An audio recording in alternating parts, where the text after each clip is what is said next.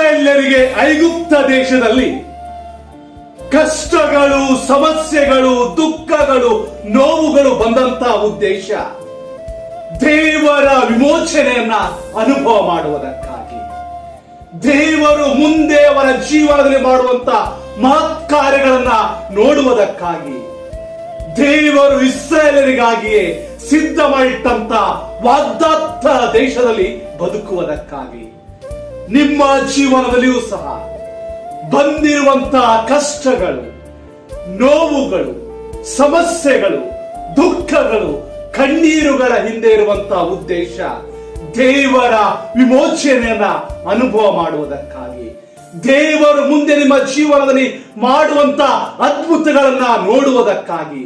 ಅಷ್ಟೇ ಅಲ್ಲ, ದೇವರು ನಿಮಗೋಸ್ಕರವಾಗಿ ಸಿದ್ಧ ಮಾಡಿಟ್ಟಂತ ಒಂದು ಒಳ್ಳೆಯ ಸ್ಥಳದಲ್ಲಿ, ಒಂದು ಒಳ್ಳೆಯ ಉದ್ದೇಶದಲ್ಲಿ ಜೀವನ ಮಾಡುವುದಕ್ಕಾಗಿ.